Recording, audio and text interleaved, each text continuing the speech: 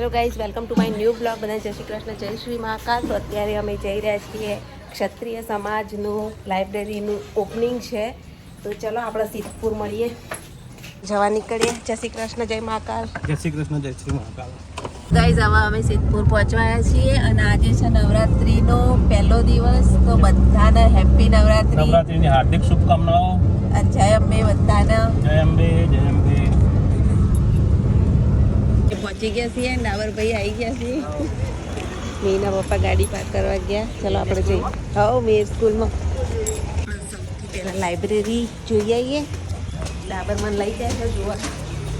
તો ફાઇનલી આપણે આવી ગયા છીએ. પછી ભીડ થશે એટલે પહેલાં જ આપણે શૂટ કરવા આવી ગયા છીએ વિડીયો. તો આ છે લાઇબ્રેરી, દેખો. ચલો તાર આપણે જોઈએ. પાયલ બેને આવી ગયા છે. મજામાં છીએ અમારી પાસે ચાલુ હોય એટલે ચાલુ છે. આજે એક્ઝામ ડ્યુટી એટલે એ હાલ આવજો તારો. હમણાં આવીએ હાલ જ.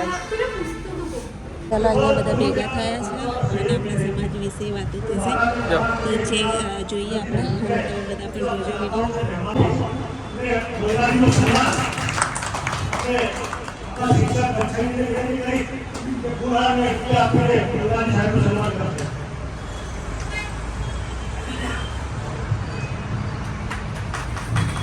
धन्यवाद. ये अपना लाइब्रेरी एक वर्ष का दाता है. उनको धन्यवाद साहब को के बाबूजी નું સન્માન કરે. પૂરા અમે ભૂખી આપે.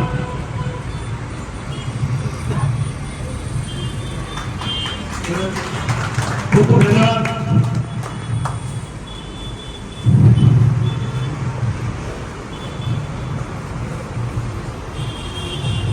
ગુજરાતમાં વિનંતી કરી વડાજી આપે મહેશજી સાહેબનું પૂરા અને ભૂખી આપીને સન્માન કરશે.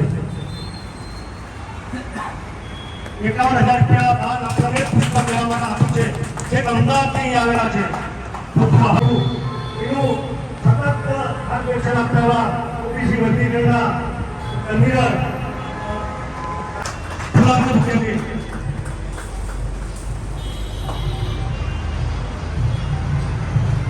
ધન્યવાદ. બીજા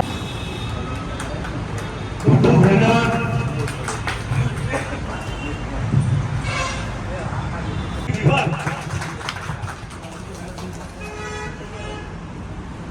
બીજા એક મહેમાન પરિચિત બેઠા છે, એમનું સન્માન રમેશજીને વિનંતી કરું કે બુકે આપીને ફૂલ આજે બુકે આપીને એમનું સન્માન કરે. રમેશજી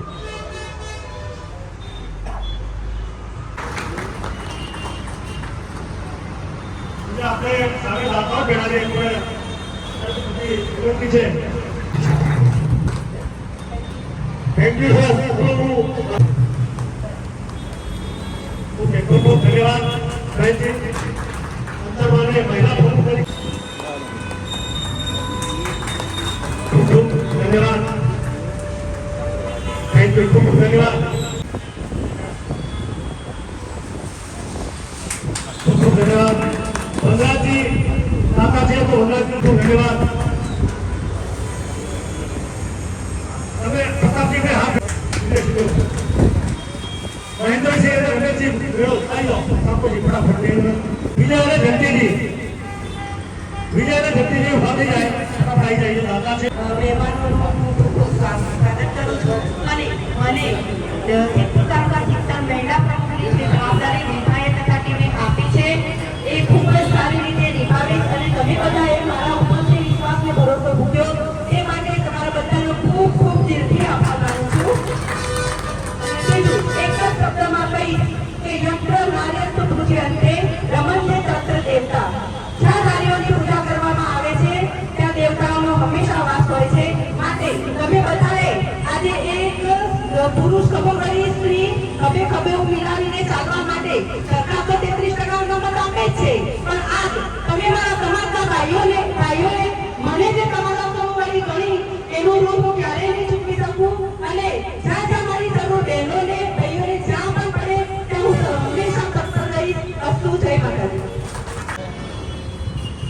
આજના સિદ્ધપુર લાઇબ્રેરીના ઓપનિંગના પ્રસંગમાં સૌ મંચસ્થ મહાનુભાવો અને જેમને ખૂબ ખાસા ટાઈમથી મહેનત કરતા રહ્યા છે દિનેશભાઈ આ બધાએ અહીંયા આમંત્રણને માન આપીને આવ્યા છે. બધાએ સૌ દીવાન કાર્યકર્તાઓ, વડીલો, ભાઈઓ. શિક્ષણની વાત આવે ત્યારે સમાજ દીકરીઓ માટે કરીને ખાસ સમગ્ર ગુજરાતમાં બધી વ્યવસ્થાઓ, લાઇબ્રેરી હોય તો હોસ્ટેલ હોય, ખૂબ બધી દીકરીઓની ચિંતા કરતા હોય છે. દીકરીની ચિંતા એટલા માટે કરતા હોય છે કે દીકરી ક્યાં ધ્યાન ભણશે. દીકરાઓ તો ગમે ત્યાંથી ગમે જગ્યાએ ભણી અને કોઈ બી જગ્યાએ રહેવાની વ્યવસ્થા કરી શકે, લાઇબ્રેરીમાં કોઈ પણ જગ્યાએ શકતા હોય છે.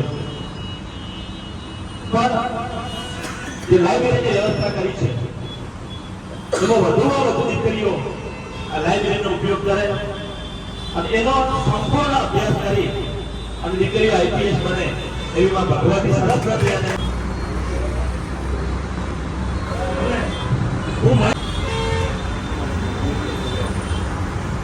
પહેલા તો અહીંયા ઉપસ્થિત બધા ભાઈઓને ખૂબ ખૂબ અભિનંદન.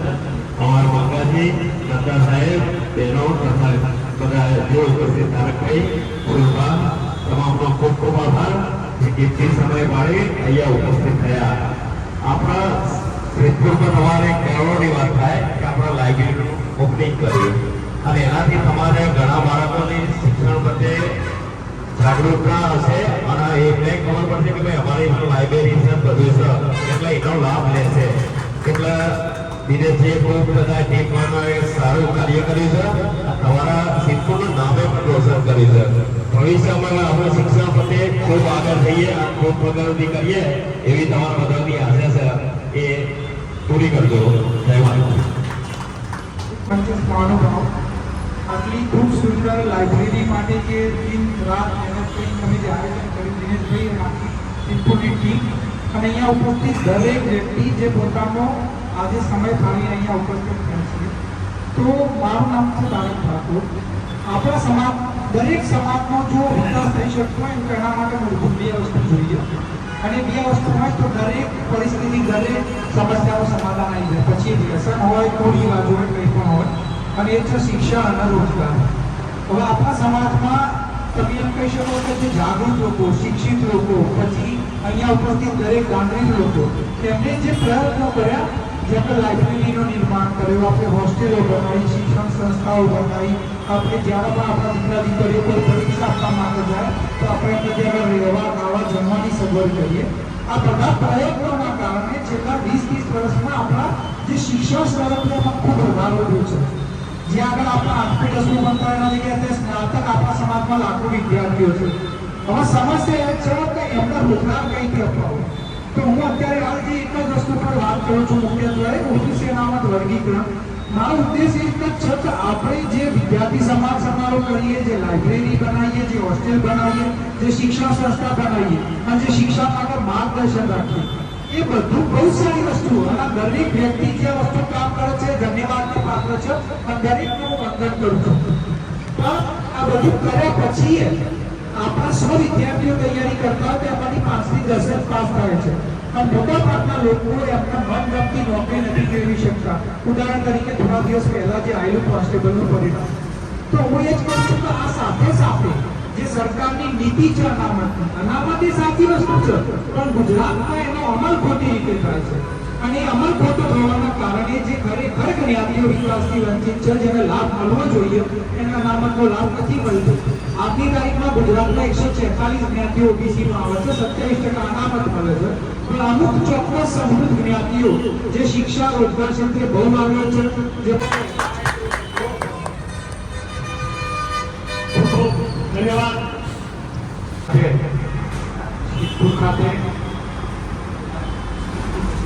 એમને લાઇબ્રેરીના પ્રસંગે ઉપસ્થિત આપણા સમાજના આગેવાન ભામાશાળી મંચ ઉપર ઉપસ્થિત સૌ સન્માનીય આગેવાનો, અહીંયા ઉપસ્થિત સૌ દાતાઓ, સમાજના યુવાન મિત્રો, ભાઈઓ અને બહેનો, મિત્રો અભિનંદન આપું છું દિલીપજીને કે હંમેશા શિક્ષણ છે સમાજની હંમેશા ચિંતા કરતા આવ્યા છે. સમાજના આગેવાનો દ્વારા હંમેશા સાથે રહીને નવા કાર્યક્રમો, અલગ અલગ કાર્યક્રમો કરતા હોય છે.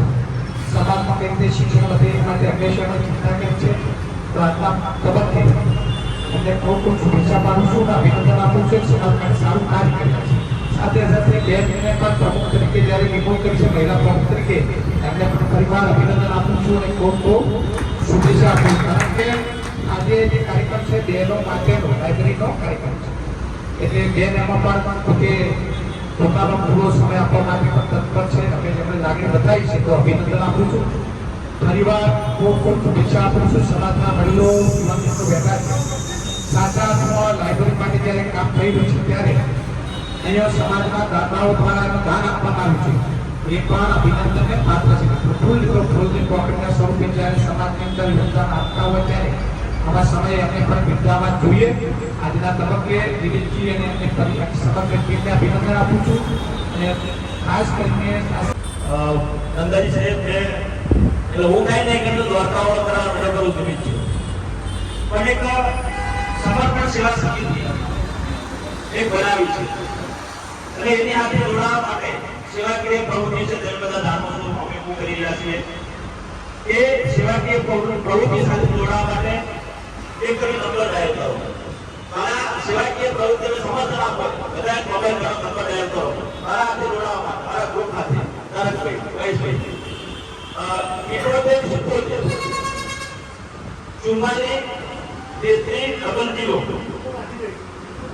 આ ડાયલ કરો ને આપણા કામ થઈ જાય છે. 78 મારો મેસેજ આવશે એટલે તમે અમને સમર્પણ સેવા સમિતિ સાથે અમારા સભ્ય છો અને જ્યાં પણ જરૂર પડે ત્યાં અમને યાદ કરવા.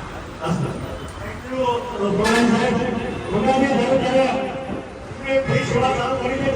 આ વાતમાં બાળકો હોય, ગરીબ હોય, બાળક દરેક વખત એવું કીધું હતું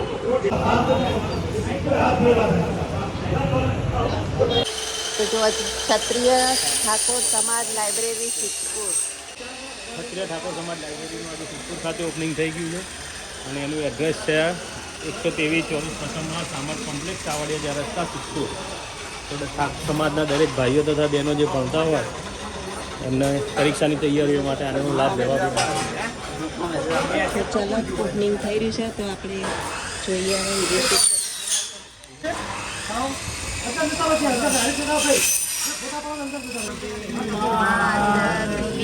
જય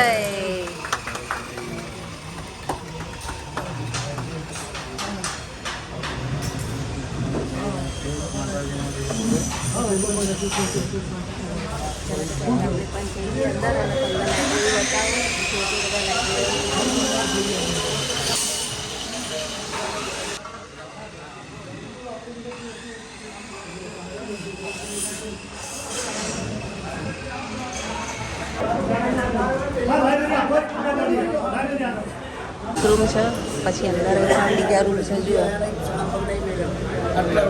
આ રીતના બે રૂમનું છે.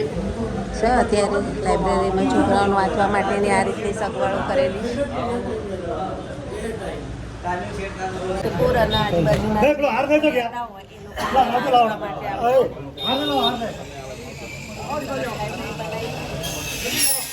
લાઇબ્રેરીના પ્રમુખ છે અંતરમાં. તમને હાર્દિક શુભકામનાઓ. લાઇબ્રેરીનું હેન્ડલિંગ બધું અંતરમાં કરવાના છે. દરેક મિત્રો આવજો, આજુબાજુના ગામના બધા. અત્યારે પ્રોગ્રામ પૂરો થઈ ગયો અને રિબિન કટ થઈ ગઈ. આગળ જઈએ જોવા માટે ગયા અંદર લાઇબ્રેરી અને મીના પપ્પા વાતો કરું છું. જસપાલભાઈ નાસ્તો લઈને આવી ગયા. ચલો આપણે નાસ્તો કરી લઈએ. ફરાળી કેવડો, પેડા. મીના પપ્પા આગળ કરીને સન્માન કરું છું.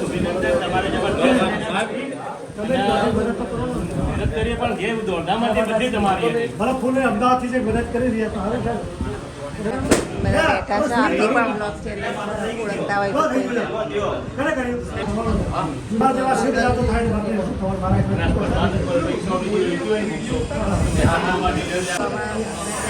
હવે જઈએ આપણે જવા માટે. આજના પ્રોગ્રામમાં બહુ મજા આવી ગઈ. હા, મજા આવી ગઈ. અને હવે જઈએ ઘર તરફ, ગામડે. આપણા ગામડે જઈએ. તો હાલો ત્યારે હાલને ફેરું ગામડે. સિદ્ધપુરનું લોકેશન અહીંયા આપણે લાઇબ્રેરી આ ખાંચામાં બીજા નંબરના ખાંચામાં. તો જોવો અમારા સિદ્ધપુરનો ટાવર એરિયા અને અમે આવ્યા છીએ અત્યારે સિદ્ધપુર થઈને અમારા ગામ જવાનું. સિદ્ધપુર કી હવેલી આ ખૂણિયારું ઘર કહેવાય. જુઓ આ 3 ખૂણાવાળું સિદ્ધપુરની ગલીઓ. આ મકાન છે ને 365 બારી છે આ મકાનના. આ બાજુ ટોટલી 365. હા આખું એવડું ઘર જ છે એને 365 બારીઓ જે પ્રખ્યાત છે સિદ્ધપુરની અંદર.